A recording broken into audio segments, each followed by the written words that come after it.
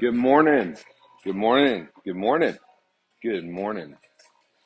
Patrick Smith here, coming to you not from Walnut Grove out there at Whitlock today. I'm coming to you this morning with Morning Manna from Jack's Java here in Paris, Tennessee.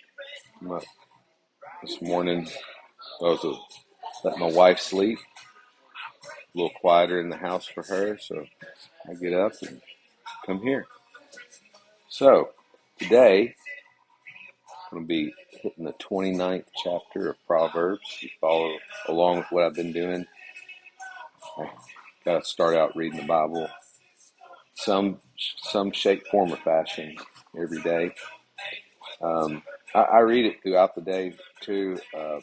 Anytime I go into some big meeting or a big something, I I've been I pull it out and I'll read a psalm.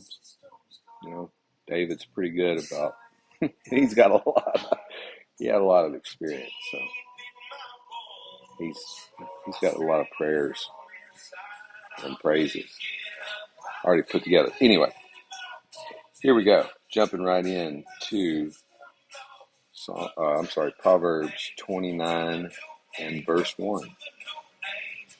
One who becomes stiff-necked after many reprimands will be shattered instantly, beyond recovery. Yeah, get stiff. Been warned numerous times. Some people call it hard-headed. It's not good. When the righteous flourish, people rejoice. But when the wicked rule, people groan. This is another play on previous Proverbs as it continues to build and have you look at it from this direction. Look at it from this direction. It seems cool whenever the ruffians, the guys, the gals become, I don't know, the head of your local municipality or your state agency. You fill in the rest. A man who loves wisdom brings joy to his father, but one who consorts with prostitutes destroys his wealth. Again, a lot of us visually go to the most obvious thing, prostitute. It's talking about wisdom here, and of course, going to a prostitute, in general, a woman of the night, probably not the best idea. But it's a shortcut, and that's what I have written here. It's a shortcut. It's that immediate gratification. It's someone to fill in for a service that you couldn't go without. You thought, a little wisdom tells you that there'll be more opportunity for that. By justice, a king brings stability to a land, but a person who demands contributions demolishes it. But a person who demands contributions demolishes it. Like a leader that says, "You're going to follow me because I'm the leader," or this is what's best, and there's no justification, there's no plan, there's no outline, there's no how this is a long-term thing. It's just give it to me. Number 5, a person who flatters his neighbor spreads a net for his feet. Again, another one talking about snares and traps. A person who flatters his neighbor, that one's going to build. An evil person is caught by sin, but the righteous one sings and rejoices. An evil person is caught by sin, but the righteous one sings and rejoices. I don't know if that's meant to be a response to a sinner being caught as much as it is just being, you're not consumed with the evil. You're always positive. You're always upbeat. You don't allow yourself to be consumed with the sin. So you're outside of. You try to be. Try. The righteous person knows the rights of the poor, but the wicked one does not understand these concerns. Like, what's wrong with you? Just get up, pull yourself up by your bootstraps, right? No empathy, no understanding of maybe even like I talked about poor in what? Poor in knowledge, poor in resource, poor in what besides money. And I think that's the thing is we're all poor in a resource at different times. Instead of focusing on being like you're poor with what? Kindness. You don't have any. You can be poor with a lot of things.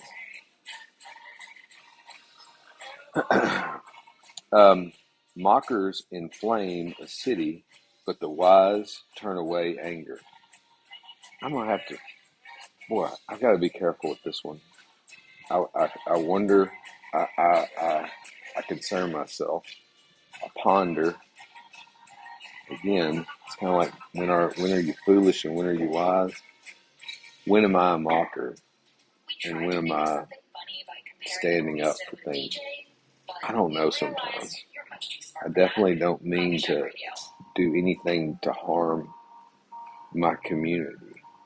I do know that. So, if a wise person goes to court with a fool, there will be ranting and raving, but no resolution. I've got this one checked. This is one of those things that shouldn't be together. A wise person and a fool shouldn't go to court together. The wise person shouldn't have found himself in that position with the fool, with a foolish person. And if you think because you are wise, or you think that you've got some knowledge and you're going to prove it to someone by taking them to court, you're probably not going to get the outcome that you want, because the other person, if they're a fool, it's lost on them. I mean, they're still just going to be pissed, mad, whatever. Bloodthirsty men hate an honest person, but the upright care about him. I got another note in here. I got vampire with a little smiley face because of the bloodthirsty. Again, to think differently about the verbiage in here sometimes, and allow myself to kind of expand. But if it's about bloodthirsty, like if you're wanting to just consume the essence out of someone, that's kind of why I've got the vampire. It's like just take. A fool gives full vent to his anger, but a wise person holds it in check. I'm a fool in this case. I'll be honest. Um, I recognize it. I try to hold it. I try to go away, hide myself sometimes because, oh man, I would say like anger has a similar type thing to like alcohol. It can relieve inhibitions that you would have normally kept in check. That's coming from someone that used to drink every day. That's my comparison. If a ruler listens to lies, all his officials will be wicked. Wicked means, they'll be tainted, kind of like the wicked, like the apple, like a Disney thing. You become tainted. Not necessarily that good people become bad. Witchcrafty thing there. Not that there's witchcraft in the Bible, just trying to relate. The poor and the oppressor have this in common. the Lord gives light to the eyes of both. That this one, this one has made me think a lot because it said again so many different ways in Proverbs differently. What does the rich man and the poor man have in common? They're both going to die. He draws this conclusion a lot of times about God made you and I. God made the air that both of us breathe. There's nothing. We're the same. 99 point something percent the same.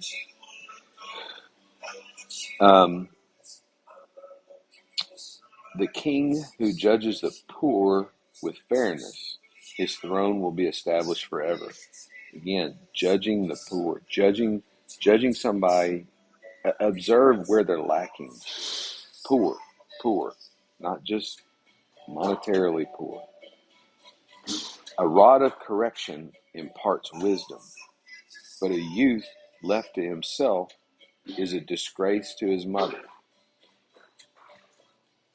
Boy, the rod of correction is something that is lost. It's kind of like the nagging wife thing. It's another one of those things that empowers people to beat their kids. I got a lot of thoughts on. I could do a whole couple of hours just on the rod of correction, but you want people to you want someone. They refer to a child because a lot of this should have been figured out early, but you want somebody if they've made a mistake, you want them to go back and fix it, and then they correct, and then they learn. That's where the rod of correction begins to instill discipline. And discipline is not a negative word. It's not a dirty word. It's habit. It's like, hey, make your bed, Patrick.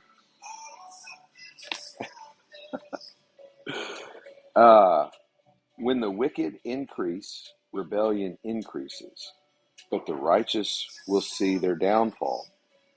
I got out here beside it, outlast. The righteous will outlast, just like the Israelites outlasted the Egyptian empire. Discipline your child, and it will bring you peace of mind and give you delight. Again, I forgot. I don't have them memorized in order, but this is where it's going to, the discipline. Discipline from the rod of, excuse me, from the rod of correction. And then I've got out here beside habits. Without revelation, people run wild, but one who follows divine instruction will be happy. Yeah, that one gets deep. A lot of divine instruction will be happy. This is divine instruction. I'm pretty happy. Thank you, God. A servant cannot be disciplined by words, though he understands. He doesn't respond. Whew, I've got out here. Don't call out employees or anyone publicly. Like someone, you want to, somebody does something wrong. So a servant, someone that's serving you, someone that's doing something for you, or an employee, or a child, or a spouse, or whatever. Not that, not that spouses are servants. Don't misconstrue that one. But you throw people under the bus, kind of a thing. And they hear it, and they may stubbornly go in the opposite direction on purpose. Just so. Do you see someone who speaks too soon? There is more hope for a fool than him.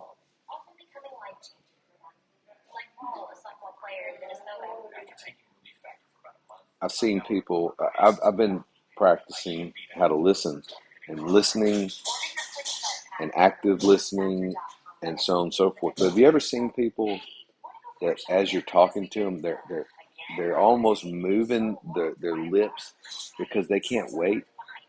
to interject. They're not listening. They are waiting to speak. They are If you see people they've got their hands up and they're not listening to you, so you might as well pause what you're saying and allow them to speak. They have no intention of listening. Pay attention to that one a little bit, and you'll see who's paying attention to you and who's not. A servant pampered from his youth will become arrogant later on. You ever seen somebody rise to power, get into, I don't know, an elected position, and they rode in there on their family's coattails, and they assumed that it was like a status thing. I don't know, status, not the right word. Status, the wrong word. It's a class thing, and all they got is arrogance in their pocket. I think some people have accused me of that. So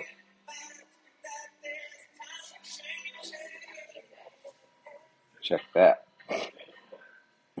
And I've got also, yes, I've seen that, and forgive me. I do have forgiveness, please.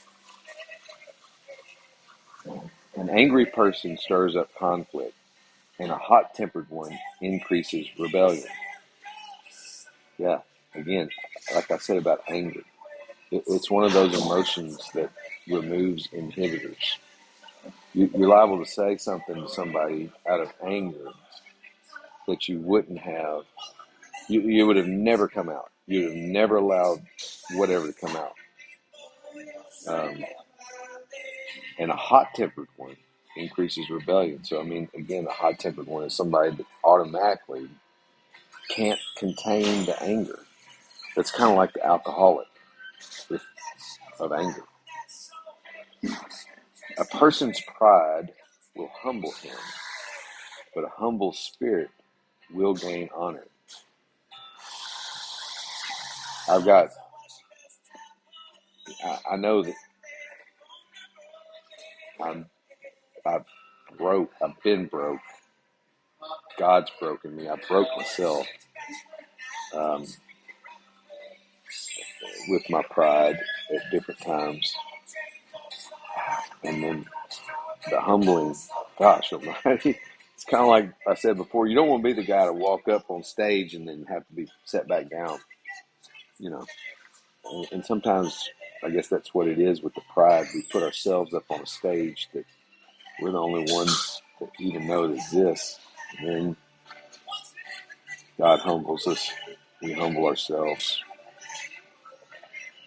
But once you humble up, things get better. To be a thief's partner is to hate oneself. He hears the curse, but will not testify. To be a thief's partner is to hate oneself. He hears the curse, but will not testify. Are you a thief of yourself, of your own life? Are you afraid to do things? Are you stealing from yourself, from your family? Think about it that way. Not monetarily. Joy. Are you stealing joy? Are you a thief like that? Think about it that way and just let me know what you think about that one. The fear of mankind is a snare, but the one who trusts in the Lord is protected. The fear of mankind is a snare.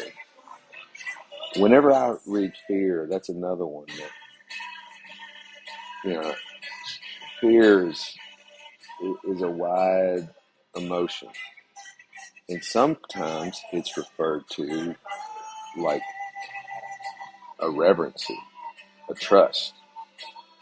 So if you're trusting in mankind, if you're trusting in, like No worries. Oh, everything's on autopilot. Technology's got me taken care of. You might, you might, you might check a little bit of the putting all the faith in mankind. Many desire a ruler's favor, but a person receives justice from the Lord. Many desire a ruler's favor, but a person receives justice from the Lord. You ever, I, I, I used to, and I still do a lot of consulting work for state agencies, and there would be a groupies that would follow literally the head of a state agency or a federal agency everywhere they spoke, everywhere they talked. I mean, they were just following him to get his favor all the time. And I thought, man, oh God, like that kind of effort would we have there? I mean, we're talking wherever he was at. They're going to be there. They're going to have the table sponsor, all of that. Y'all know what I'm talking about. The last verse, it's a short one, 27 verses in chapter 29. An unjust person is detestable to the righteous, and one whose way is upright is detestable to the wicked. I've got this as bad cop, good cop. I mean, I think of it. Could it be me? Could it be the same person finding myself unregulated, acting a certain way in the wrong spot? I don't know. Anyway, thanks for joining me this Thursday morning, the 29th of July. This morning, Jack's Java got a caramel cappuccino and tenderloin biscuit. So, thanks for joining me. You guys take care. Have a great day. See ya.